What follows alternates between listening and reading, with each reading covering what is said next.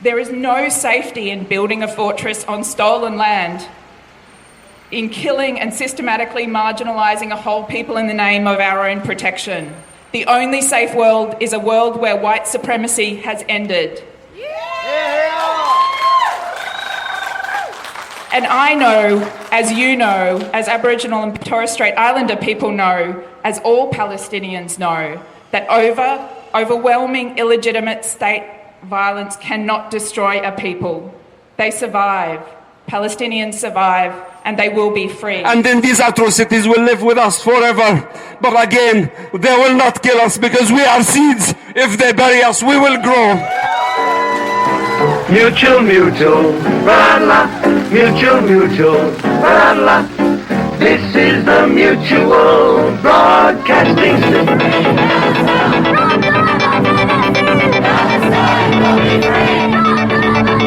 What we are witnessing is the exposure of lies, that colonisation is neither benevolent or non-violent. To understand the resistance would be to understand settler colonialism, for which mainstream media is intimately entwined with the state in this country.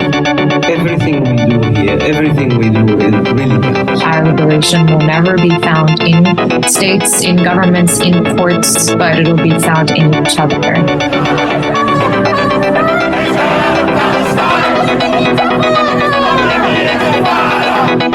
You're listening to the Justice for Palestine podcast. This podcast is produced on the unceded lands of the Yagara and Turrbal people by the Radio Reversal Collective. In this podcast, we're aiming to create a living archive of the movement for Palestinian liberation in this city. This is a series built out of the urgent need to respond to this political moment. Don't expect slick production or finely crafted narratives. This is the sound of a movement in progress. In this episode, we're setting out to understand the origins of Zionism and the significance of histories of European colonisation, white supremacy and anti-Semitism in creating the conditions for the apartheid settler colonial state of Israel. First up, this is white Jewish academic, activist and long-standing supporter of Palestine, Dr. Jordana Silverstein, giving an incisive introduction to the origins of Zionism in Europe.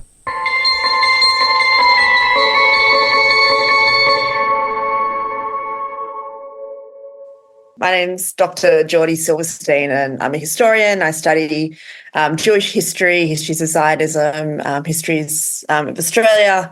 I'm thinking about all these things in terms of sort of race and settler colonialism, but also histories of emotion and other kinds of gender history and other sort of social history, cultural history approaches. So Zionism is a modern political movement, and it's, it builds on the idea that Jews as a people, as a religion, as a group, have some sort of connection with that sort of bit of land, but it's a modern political movement. So it comes out of the 19th century and it comes out of Europe. And it's very much sort of, the key thinkers are these men, particularly Theodor Herzl is one of the main ones that people might know about, who sort of look around and say the condition of the Jews is different to other groups. Jews don't have a state. Jews are different. Also, it's a question of gender, that they sort of critique Jewish masculinity and say that Jewish men are too weak, that they, not standing up for themselves. So it's this real idea that the way to be sort of a proper group in this moment is to be like a European nation state, right? So to have a military and to have borders, to have a country, to have a particular kind of independence and self-determination. So it's very much sort of drawing on what's going on in Europe at this moment, which is the real growth of nation states as the way to order the world, and saying the Jews should have one too. They think about where it should be and then decide, this is a good place because of this historical connection between Jews and this bit of land. And they talk about various other ideas, but this is sort of the one that they settle on. And so before the Holocaust, Zionism is a marginal political movement, right? There are definitely Zionists, and within, when we teach and learn about the history of the Holocaust, we also learn about how there's within the resistance movements, there are some Zionist sort of youth movements, but they're not all. There's all different kinds of politics going on in Jewish communities in Europe. The There's also, of course, had previously been waves of what we call, they're called an aliyah, first, second aliyah, of waves of Jews who are moving to Palestine. It's often young people moving without their parents, and they set up sort of communities that are very much about building sort of peer cohorts. And saying we are setting up this new thing. And this new thing, it has that very term. It's called the new Jew. The Zionist Jew is the new Jew. The new Jew has a different embodiment, has a different emotional politics.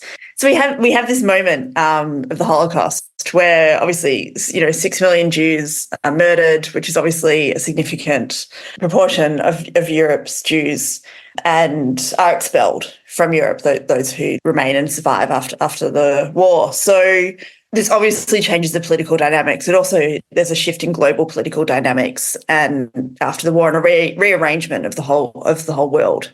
And so once again, it becomes convenient for the West to say, okay, you guys go all over there, you have your own state, and reinforcing that once again, that this is what self-determination looks like. The self-determination looks like getting a European-style nation state where you can continue to play out these ideas of this is what a people looks like, that a people have an army, that a people exert their power in a particular way. And so that's how we see sort of Zionism being produced. It's very much a product of European anti-Semitism and ways of thinking about what does Jewishness look like around that anti-Semitism.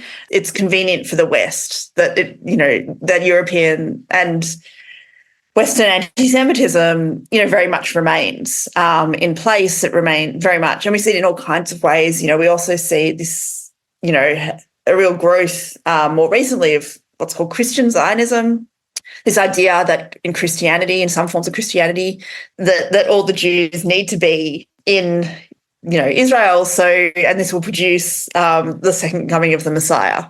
I mean, that's the apocalyptic version, where the rest of us go off, in the hell mouth, and Christians go to heaven. But there's this idea that this is where Jews belong. And it's very convenient, of course, to say this is where Jews belong, because then you don't have to deal with them in your own country. And so Zionists, and more recently, we're really seeing in Israel really, play along with it, and Israeli leaders working a lot with particularly European anti-Semitic leaders, because there is a it's really devastating that there is a political project that aligns there of having as many Jews there as possible. As this Zionist idea that Jews are not at home anywhere outside Israel really continues, and it continues in all kinds of ways into the present. And this idea that to be fully Jewish, you must be a Zionist. And this is a thing that's been explicitly said to me at various points, as well as, we can read it, in countless documents, that this is how you be Jewish. So what we're seeing is this kind of idea grow that Zionism and Jewishness are inextricable, and it's simply not historically accurate. I can retain a historical connection to historical markers in a place without saying that there needs to be a European-style nation state that controls that land. What's also really useful about understanding this history is it opens up for us a broader critique of the European project of creating nation states, and a broader possibility of thinking about, hey, this isn't a good way to organise the world. It's incredibly damaging to Palestinians and to many other groups of people, including Jews, really. That there's got to be a better way of finding community and better modes of self-determination that don't require multiple peoples to be subjugated as a result. Here you'll hear Palestinian community organiser and activist Remah explaining how the ideology of Zionism began to reshape the colonial occupation of Palestine in the early 1900s. I will start by addressing the ideology underpinning the settler colonial project. This ideology is Zionism. So Zionism is a political ideology. It is different than Judaism. Judaism was viewed as a religion that is not a national identity. It was with the early Zionists in the late 19th century that they started talking about establishing a state for the Jews due to several reasons, including the persecution and the anti-Semitism that Jewish people were facing in Europe. Palestine was not the only option as a Jewish state. There were also other options and other countries contemplated, including Argentina, Uganda, and Serbia, to name a few. They said we need a homeland for the Jewish people to express themselves as a national identity, not as a religion. Many years later, when religious Jews became more powerful and they were more entrenched into the Zionist ideology, they brought in the idea of the Bible, God's promised land to God's chosen people. In the late 90s, Theodor Herzl, who was a Jewish journalist living in Austria-Hungary, founded the Zionist organization. During its first Congress, they called for the establishment of a Jewish homeland in Palestine. The proposed measures to attain this goal included number one, the promotion of migration of Jewish people to Palestine. It included the organization of Jews in diaspora and the strengthening of Jewish feeling and consciousness. In 1915, a secret memorandum was presented to the British cabinet under the title "The Future of Palestine." It was drafted by Herbert Samuel, who was a British politician and a Zionist committed to transferring Palestine into a Jewish homeland for the Jewish people. Samuel's recommendations were endorsed in a secret agreement between the French and the British, was known Sykes-Picot, which led to the division of Syria, Iraq, Lebanon, and Palestine. That was after the First World War, and Sykes-Picot led to the establishment of the Jewish state in Palestine. The Balfour Declaration was pretty much a letter from the British Foreign Minister at the time, and I'm going to read out this letter to you. It's actually very short. So the letter goes by: I have much pleasure in conveying to you, on behalf of His Majesty's government, the following declaration of sympathy with Jewish Zionist aspirations, which has been submitted to and approved by the Cabinet. His Majesty's government view with favour the establishment of Palestine of a national home for the Jewish people, and will use their best endeavours to facilitate the achievement of this object, it being clearly understood that nothing shall be done which may prejudice the civil and religious rights of existing non-Jewish communities in Palestine, or the rights and political status enjoyed by Jews in any other country. I should be grateful if you would bring this declaration to the knowledge of the Zionist Federation. So these 67 words pretty much shaped the lives of an entire nation for the next 100 years. Indigenous Palestinians have only been referenced in that statement in the civil and religious rights of existing non-Jewish communities in Palestine. Whereas if you notice the difference between referring to the Jews as all the rights and political status enjoyed by Jews in any other country. This was requested to be inserted into the statement by the Conjoint Foreign Committee of the Board of Deputies of British Jews and the Anglo-Jewish Association. Anglo-Jews did not want this declaration to mean kicking them out of the UK. So the reason I'm highlighting this to you is to explain that Palestinians were not consulted in this decision in any way or in the forming of this letter. It is important to remember that Israel is not a byproduct or a mistake. It is a continuous colonial project that was designed to serve Western interests and is still designed to serve Western interests. It is neither a true sovereign Jewish state, and it certainly is operating to prevent Palestinians from having sovereignty over their own land. Now, Palestinian leaders began to understand the existential threat posed to them by Zionism after the Balfour Declaration. It has been argued that hostility to Zionism first arose within Zionist currents who were opposed to the establishment of a Jewish state, but this is probably beyond the scope of this presentation. But suffice to say that hostility, the Arab and Palestinian hostility to Zionism emerged as a response to the colonial project, and it was not an inherent hostility towards Jews in any way. In fact, the Jewish people and other minorities, such as Christian minorities, enjoyed living in Palestine amongst other religions in peace.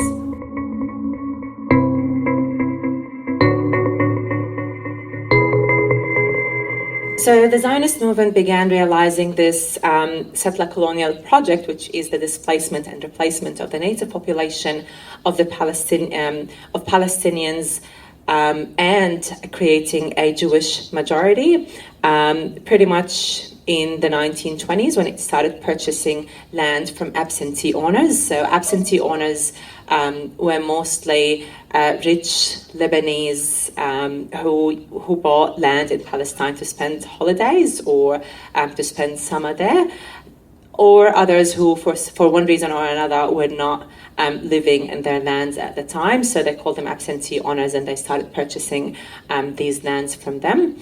By the late 1920s, they were able to purchase about 5% of the Palestinian land, which was in no way enough to create a Jewish state.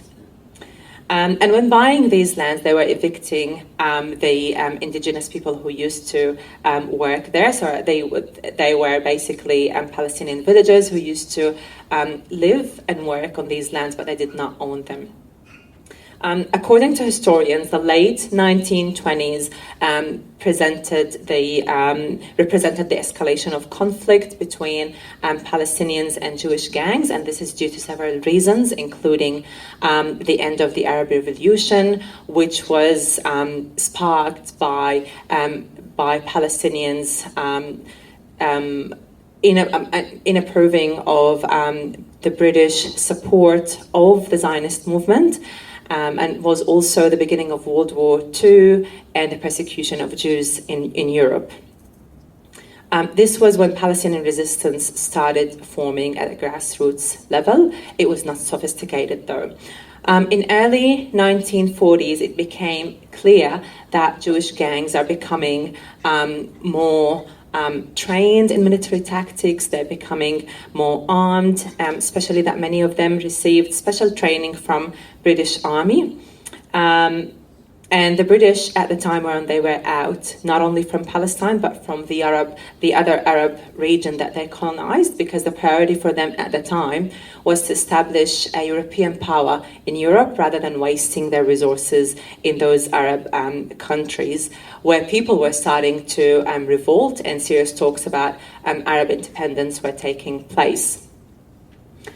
So there was British colonization, there was British colonialism in the region, but it was not settler colonialism. So settler colonialism is a distinctive form of colonialism.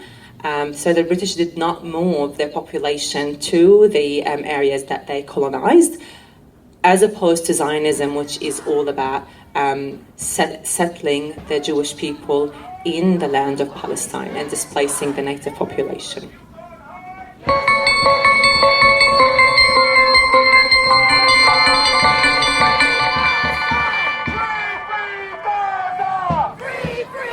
There were, scholars and thinkers and people who had for a long time been advocating the Zionist ideology, a political ideology, and for them it was very easy to be able to say this is a land without a people, and this is now time for us to have a land for our people, as the saying goes. Very similar, drawing on parallels here with terra nullius in Australia.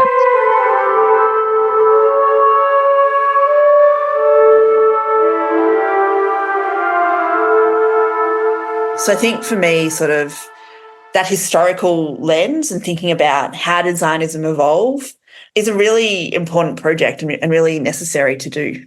Suggesting that Jews are made safe by some of us perpetrating genocide is an outrageous suggestion.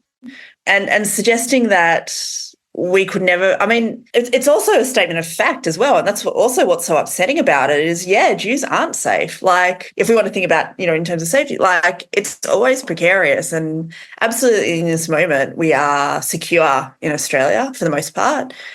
There is some anti-Semitism, but it's not, the biggest form of racism going on in Australia at the moment. I'm not worried about being expelled from here anytime soon. At the same time, settler colonialism, which describes both Australia and the US and also Israel, is always reliant on the racialized control of all peoples.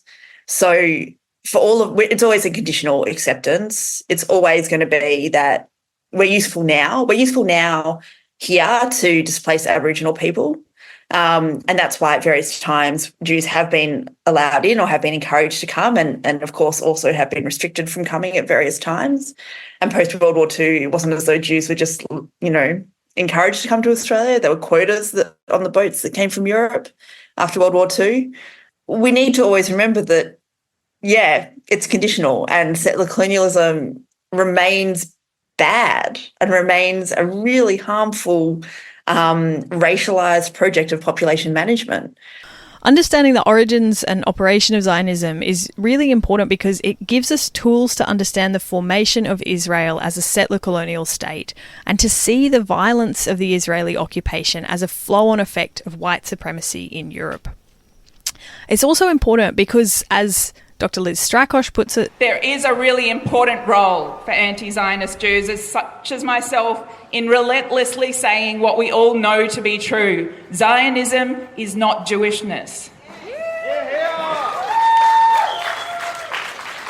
Anti-Zionism is not anti-Semitism, and this is not some sort of moral act of self-defence. This is a genocide.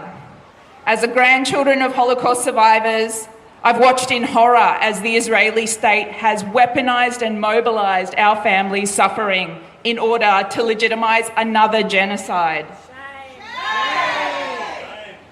So the clearest sign that Zionism actually does not keep Jews safe and does not want to keep Jews safe is the fact that they're vicious to anti-Zionist Jews as well, right?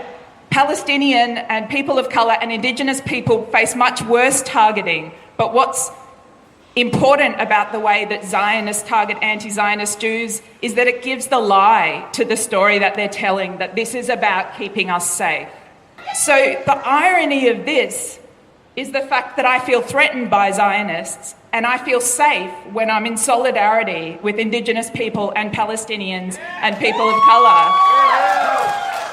And the mainstream media is running so hard with this story that's trying to gaslight people that actually the opposite is true, that Zionism in Israel will keep us safe and that these Palestinian protests are somehow making Jewish people everywhere deeply unsafe. So just to end on a point about anti-Semitism, it's the product of white supremacy. Right? White supremacy killed Jews in the Holocaust. The current perpetrators of anti-Semitism are white supremacists and neo-Nazis, and they are out in force and they're getting a free pass right now because they usually support Israel. And in many cases, they're marching in anti-Semitism rallies. Right? Bizarre, but tells us something about which side we're on. So Israel's actions are not making anyone safer. When they commit horrible crimes and say they do it in the name of Jewish people, they are not making Jewish people safer. There is no safety in building a fortress on stolen land, in killing and systematically marginalising a whole people in the name of our own protection. The only safe world is a world where white supremacy has ended.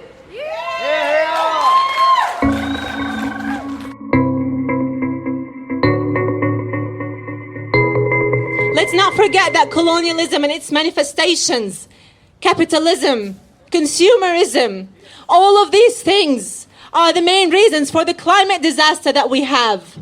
They're the problems that we need to break out of. They have denied us our indigenous rights. We, the people who cared for the land, the people who lived off this land, who understand our land, understand our trees, understand our climate, they've denied us this. And I find it quite ironic that these colonial countries that were ripped from their racism, they call us pro-Palestinian activists and people who are demanding social justice and human rights. They have the audacity to call us anti-Semites. Shame on them. Because our movement is a movement for social justice for all. Jewish people are our brothers, our sisters. We never had these things. Racism was never part of this movement. Shame on them. The failure to attend to the real history of Zionism also means that Jewish people lose access to other liberation traditions, including those that could offer more meaningful models of solidarity in the present. This is how Jordy puts it. And also, I keep using the word devastating, but there's so many layers of the devastation because we are also, in so many ways, being co-opted into settler colonialism, whether it is in Palestine or it's here. You know, I'm a colonizer, and there's not much I can do about that and I can try to participate in actions that, you know, repair the harm that I also cause. But this is what the state co-opts us into. This is what the way the world is set up, this is what it co-opts us into. And that's awful. That is so awful that we're drawn into these systems. And we resist them how we can, but we remain still drawn into them. And so, yeah, the argument that we need to make, I think, isn't that the US or Australia should be safe for the Jews, you know, and to hold that as a singular goal, but rather what would these places look like without settler colonialism? What would these places look like if Indigenous sovereignty was the foremost guiding principle for everybody here? And how would that change our political alignments and ideas of what safety is and ideas of how we connect with each other? And I think, you know, I was at a council event the other day for the raising of the Palestinian flag outside one of the councils here in Nam. And I was looking around. It was really moving looking around at the breadth of ages and people, and just people from all different backgrounds. And Palestine has brought us all together. And you see that at the rallies that, like, the word diverse is so tedious and annoying, but also, like, this is genuine diversity. Like, this is the multiculturalism that the state doesn't want us to have. And it's really incredibly beautiful that this is, to me, Jewish, you know, the most beautiful parts of Jewishness are about the fact that it's a form of diasporism in which we have no home, that I'm always relying on somebody else to host me, that I'm always a guest in other people's place. And that means I rely on other people. There is a relationship of reciprocity there that I hope that I can repay that gift. And I'm constantly trying to repay that gift of being amongst other people, and that I have this obligation to other people to include them in my community. And to me, that's what's, you know, most powerful, I think, in being Jewish. And if there's any thread of Jewishness at this moment, it's really that the beauty of living amongst other people.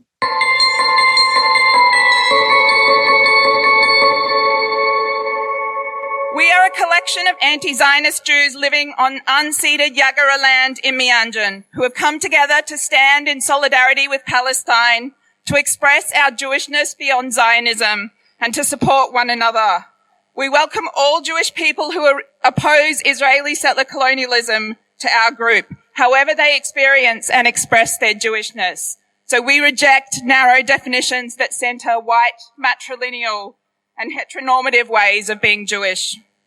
Doykeit is the Yiddish term for here-ness. It means struggling in the place that you are. It is a term that's taken from the Bund, which is a Jewish labour organisation that existed in the 19th and 20th centuries in Europe. and that was always anti-Zionist. They argued that Jews have a responsibility to struggle for justice and to remake the world in the here and now and in the places they find themselves. So Doykeit represents our commitment to cultivating intercommunal solidarity, to centering First Nations sovereignty, and to our primary commitment to be accomplices in the fight against settler colonialism here and in Palestine. We recognise our specific responsibilities as Jewish people in this moment, in whose name Israel claims to be committing this overwhelming, horrific violence. We denounce this genocide in Gaza, and we say not in our name. And we reject, as I hope more and more of the mainstream Australian population are starting to understand, the conflation of Jewishness and Zionism. These are not the same things. But we also recognise how deeply Zionism has successfully made its home in the Jewish community in this colony. Jewishness existed for millennia before the secular nationalist ideology of Zionism did. There's a rich tradition of Jewish anti-Zionism. It's precisely because of the Jewish experiences of genocide that we refuse to be complicit in the perpetration of another genocide. We believe we honour our ancestors who died in the Holocaust. I believe I honour my ancestors who died in the Holocaust when I speak out for justice and refuse to let their names be used in the mouths of people committing genocide against another people. Jewish people know what it means to lose whole family trees, but it doesn't make it okay to commit genocide. It makes it worse. Jewish people know what is at stake, and there is a deep responsibility for all Jewish people in this community to take a stance against colonialism in Palestine and against colonialism in this place. In doing so, we believe we find new ways of being in relationship with others in the here and now. Thank you. In this next section, Dr. Jordana Silverstein explains that it's crucial to interrupt these narratives about anti-Semitism, the narratives carefully circulated by Zionist organisers, because they distract us from the very real ways that the Israeli state and the modern political ideology of Zionism cause real harm to Jewish people, and particularly non-white Jewish people. And also, perhaps to kind of draw back to some points you were making earlier about the importance of correctly identifying the source of unsafety, the source of anti-Semitism, that it is not a Palestinian problem, but a problem of European white supremacy. Yeah, no, absolutely. I think it's really crucial to look at how accusations of anti-Semitism are being used at this moment, most particularly against Palestinians, to try to stop them even using the word Palestine or Palestinians. It's quite as serious as that. And then, of course, to ever use the signs and symbols of Palestine, the kafir, the flag, to talk about from the river to the sea, that all of these things are being suggested to be genocidal, to be anti-Semitic, and that's simply it's incorrect, it's intellectually dishonest, and it is a wild projection of what Israel is actually doing and what Zionism actually enables. It's so horrible that when there is a serious anti-Semitism that we do need to consider, that comes from the right, and we have Nazis in Australia literally marching on the streets. We have, obviously, all kinds of forms of white supremacy that also entail a hatred of the Jews or an anti-Semitism. But none of that is being taken seriously enough. And people aren't coming up, or I guess mainstream people are not coming up with enough strategies for dealing with it. And using legislation and banning the swastika or banning the Nazi salute is simply the wrong approach. It will never function to end this kind of anti-Semitism.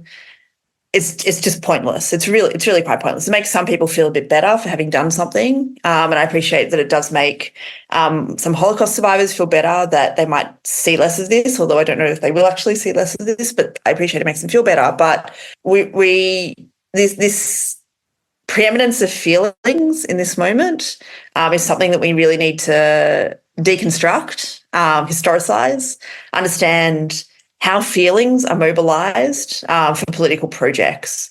So what we're seeing is, a lot of Zionists saying, a lot of Jewish Zionists saying that they feel unsafe, but even really the mention of the word Palestine, by the assertion that what Israel is doing at the moment is genocide, that they're saying that they feel that these things are anti-Semitic, and that makes them feel uncomfortable. And I guess what I really want people to do is think about, like, why do I feel something? Where does that feeling come from? Where have I learned to feel like that? To really, we're all this is an incredibly intense moment, and we're all feeling a lot, and we're all lashing out a lot. Like, I think that the feelings are coming out in all kinds of ways, and some are helpful and some are unhelpful. And I think it's really incumbent on all of us to think about, why am I feeling a certain thing, and where does that feeling take me? What work is that feeling doing, and who does it bind me to, and who does it distance me to? And that's, I guess, the way I like to think about emotions historically, is what work are they doing, and how did I learn to feel in that kind of way? What we really need to understand is that obviously it's not anti-Semitic to talk about Palestine. Obviously it's not anti-Semitic to talk the truth about what Israel is doing. There's also a lot of discussion in Jewish groups at times, and anti-Zionist Jewish groups as well, about, if you see something anti-Semitic at a protest, or if you see something, anti-Semitic somewhere else. And it's kind of, I think about this a lot, and I think Australia is racist. Like, there's no getting around it. And Jews are not immune from that racism. So yes, at times, absolutely, there will be anti-Semitism at a protest.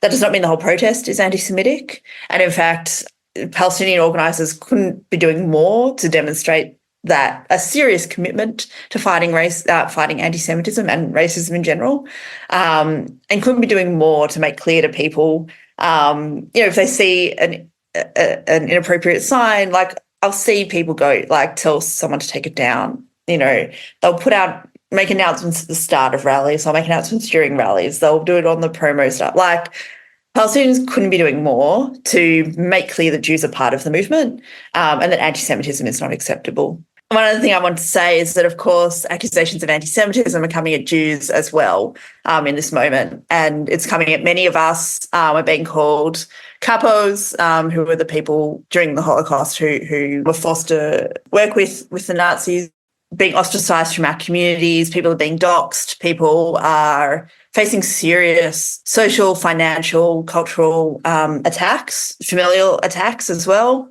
What we're seeing is this just real hardening of positions from a lot of Zionists, a real clampdown. And it's incredibly distressing to be told by people in your community that you're anti-Semitic, because it's simply not true. Well, it doesn't, in a sense, it doesn't affect me because I know that I'm not anti-Semitic.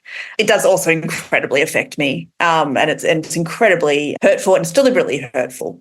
Wielding these accusations of anti-Semitism to try to shut people down, it's also, they're trying to distract from a conversation around the actual genocide and get us to fight these sort of petty arguments instead of talking about what's actually happening, which is starvation and bombs in Gaza and so on and so on, and just incredible violence, just mind-bending violence. And that's what we need to be talking about, not, somebody said a mean thing to me. But at the same time, it also demonstrates that anti-Zionist Jews are a real barrier to a Zionist narrative. That when Zionists want to say that the only way to be safe is by having this Zionist state, that they want to say this is the only way of being Jewish, then the very project of Jewish anti-Zionism points out that that's not true. It points out that these are historically, politically, culturally produced movements. And so, there has to be this disavow, because it's deeply uncomfortable and unsettling to have this alternative history, this past, present, future being lived out, to see that there are other ways of being embodied, to see that Jews don't need an army to live out our lives. There are other modes of expression and organisation. So I think, in this moment of, deep threat to the project of Zionism, we see it sort of lashing out. this feels like a bit of a link into one of the other things that I did want to dig into a little bit with you. And it might not be something that is, you might not feel like quite the right person to talk about it, because I don't think you have much connection to Israel itself. But one of the things I did want to dig into is that this sort of popular imaginary that is carefully cultivated across the West is of Israel as a liberal democracy built on tolerance and, freedom and the values of the so-called West. And that obviously that fantasy fractures very quickly as soon as you consider the treatment of Palestinians. But it is also worth, I think, emphasizing that even within Jewish citizens and Jewish citizens globally, there are very marked differences in access to those freedoms that Israel apparently offers Jewish people, right? And I'm thinking particularly about the now fairly well-reported, I think, treatment of Ethiopian Jews, for example, who often don't have the same citizenship rights in Israel as other Jewish citizens from the so-called West. Did you want to dig into this a little bit, this sort of, fantasy, I guess, of like liberalism in Israel and the way that it's weaponized, but also perhaps needs to be fractured a little? Yeah, absolutely. I think this is so crucial that Israel doesn't even treat Jews well, that Holocaust survivors were treated appallingly. They were colloquially called soap. They were, thought about as having gone like lambs to the slaughter. They lived in poverty. They were not treated well by Israel. They were used, of course, to take the land, but they were not treated well. And even as a collective memory of the Holocaust is continually used to prop up and justify what Israel does. So we have that, and we also have that, the appalling treatment of non-white Jews, the forced sterilizations that would happen when Jews were brought from the Middle East and from North Africa, babies being stolen, taken overseas, where people live, people being deliberately used to take land, parts of the land, to, housing in the West Bank is deliberately cheap. Israeli housing, poor people are used to settle the land, and of course, like, none of this is simple. Of course, like, it's not like poor Israelis they're stuck in the West Bank. Like, of course, they're also complicit in participating in a colonial project. This is also a way in which it plays out. But then, of course, Judaism is the state religion, but not all forms of Judaism are treated the same. Or it's Orthodox Judaism is what it receives state subsidy. In the main holy site at the Kotel or the Western Wall, which of course, there is that big force, that big square in front of it because Palestinian homes were destroyed to make that space. And so that's the space, the main part of the plaza is divided into men and women, and it's along the lines of Orthodox Judaism. Other forms of Judaism only have, a smaller area off to the side. And took a long time to fight for that. The only form of marriage is an Orthodox Jewish marriage. Lots of people go to Cyprus to get married. There's no gay marriage. There's no same-sex marriage in Israel. At a pride parade, a few years ago, some people were shot and killed. So Israel is just it's not good for anyone. It's really just not good for anyone. And this fantasy that once all Palestinians are dead, then it will be good, it is simply inaccurate. And I think this is really crucial, that the violence of it comes out in lots of different ways. Of course, primarily and as its first order against Palestinians. But Israel isn't good for the Jews either. Understanding these histories of Zionism and the formation of the State of Israel is critical to understanding how to interrupt and disrupt the colonial project as it unfolds through unthinkable violence in the present moment. We're going to wrap up this episode with some speeches from Palestinian organisers taken from across the movement here in so-called Brisbane. First up, you'll hear Palestinian organiser and activist Omar, followed by Palestinian high school student and poet Dania.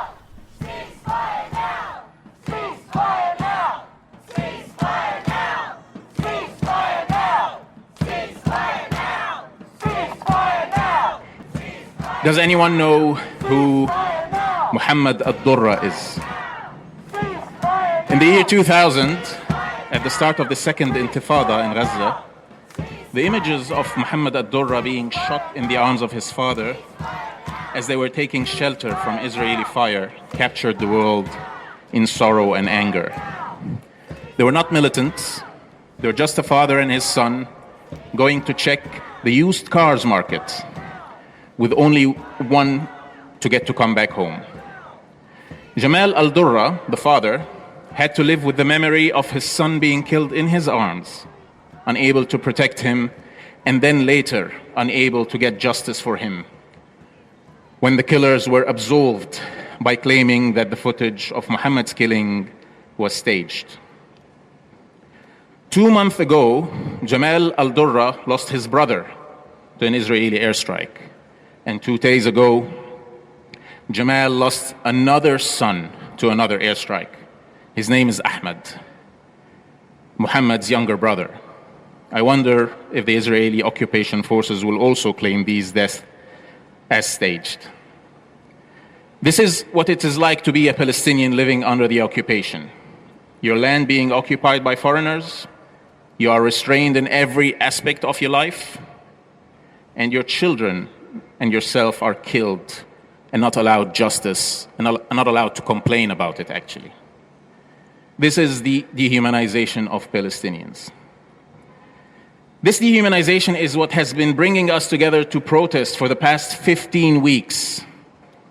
This is the dehumanization that has led to seriously injuring 60,000 Palestinian people, including a huge amount of amputations and life-altering surgeries with operations performed with no or minimal anesthesia.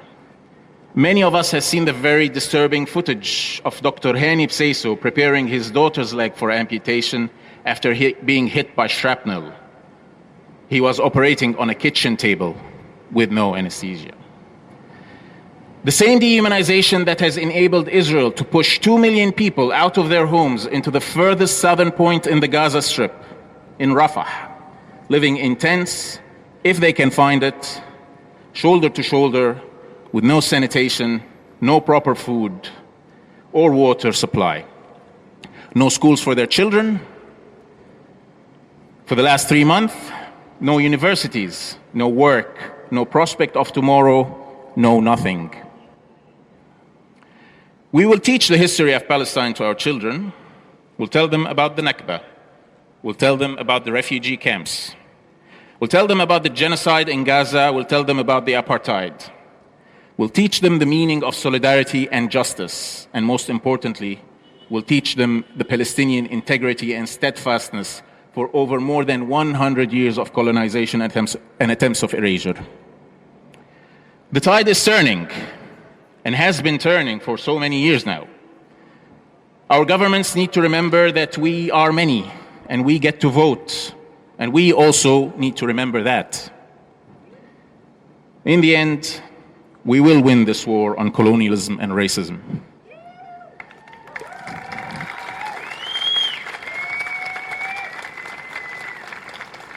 It will be a soft win. It will be an irreversible win if we continue turning up for Palestine. Free, free Palestine. Free, free Palestine.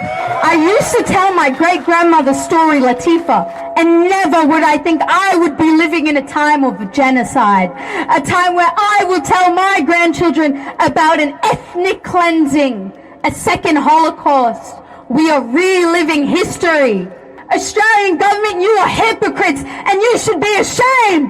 Bombing of hospitals and churches, yet you are still so blind.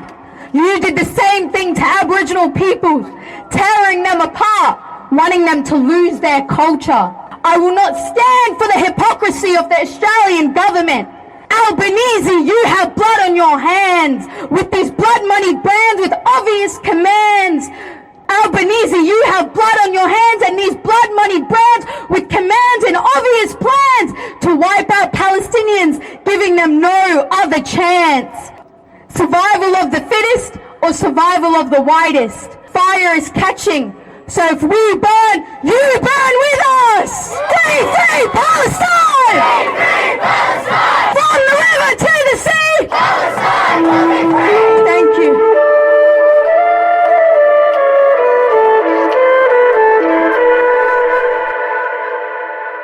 We'll wrap up this episode with critical reminders from our longtime comrade, Jonathan Sriranganathan. As always, check the notes attached to this episode for suggestions on other material to listen to or engage with if you want to learn more, and feel free to reach out to us via our Substack if you want more information or to get involved in the struggle for Palestine here in so-called Brisbane. In the next episode, we're going to be looking at the deep connections between settler colonialism, apartheid and genocide in so-called Australia and Palestine, particularly through the lens of a long-standing practice of blackfella Palestinian solidarity. So get yourself another cuppa and settle in for another episode of the Justice for Palestine Magunjan podcast. We have seen these tendrils of colonisation and imperialism stretching across the globe for centuries now, and there are direct connections between what's happening right now in Palestine, what's happening in West Papua, what's happened in the history of this continent, and what's happening in so many parts of the world, and we have to understand and theorise those connections and recognise that no one is free until the Palestinians are free, and that for Palestinians to be free we must fight colonisation and imperialism in all its forms wherever it appears. You've been listening to the Justice for Palestine Magunjan podcast, produced by the Radio Reversal Collective. Huge thanks to 4ZZZ here in so-called Brisbane for providing the space and resources for us to pull together this series. If you're interested in amplifying the struggle for justice for Palestine through your own platforms and you'd like to access the Justice for Palestine Magunjan audio archive, please let us know via our Substack, where you'll also find details about how to get involved in the struggle for Palestinian liberation right here in Magunjan.